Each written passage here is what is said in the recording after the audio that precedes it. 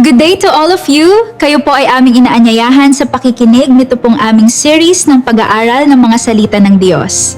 Ang buong series na ito ay may topic na, bakit kailangan ng tao ang kaligtasan? Madalas po nating marinig ang tanong na iyan. At minsan, iniisip ng iba, kung mabait naman akong tao, bakit ko pa kailangan maligtas? Pero ang tanong na ito ay hindi lang tungkol sa relihiyon. Hindi lang ito tungkol sa pagsisimba o pagiging mabuting tao. Ito ay tungkol sa tunay na kalagayan ng bawat tao sa harapan ng Diyos. Dahil ayon sa Biblia, ang pinakamalaking problema ng tao ay hindi kahirapan, hindi sakit, at hindi rin ang mga problema sa mundong ito. Ang pinakamalalim na problema ng tao ay kasalanan. Dahil ang kasalanan ang sumira sa relasyon ng tao sa Diyos. Ito ang dahilan kung bakit may takot, sakit, kasamaan, at emptiness sa puso ng tao. At hanggat hindi naaayos ang problemang ito, hinding-hindi magiging tunay na buo ang tao. Kaya sa series na ito, aalamin natin. Bakit kailangan ng tao ang kaligtasan? Ano ba talaga ang kasalanan? Bakit hindi kayang iligtas ng tao ang sarili niya? At bakit si Jesus Christ lang ang tunay na pag-asa ng sangkatauhan?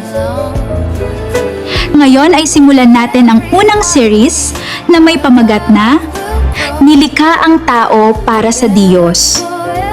Ngunit nahiwalay dahil sa kasalanan. May dahilan kung bakit kahit anong yaman, relasyon o tagumpay ang makuha ng tao, may kulang pa rin sa loob niya. Bakit? Dahil ang tao ay nilikha para sa Diyos. Sa Genesis 1:27, nilikha nga ng Diyos ang tao ayon sa kanyang larawan. Dahil noong pasimula, walang takot, walang sakit, walang kamatayan. Malinis ang relasyon ng tao sa Diyos. Ngunit, nagbago ang lahat nang pumasok ang kasalanan. Sa Romans 5:12, sa pamamagitan ng isang tao ay pumasok ang kasalanan sa sanglibutan. From then on, the heart of man was broken. Napuno ng kasamaan ang mundo at nahiwalay ang tao sa kanyang manlilikha. Hindi lang ito kwento ni na Adan at Eva. Ito ang kwento nating lahat dahil bawat tao ay nagkasala. Sa Romans 3:23, sapagkat ang lahat ay nagkasala.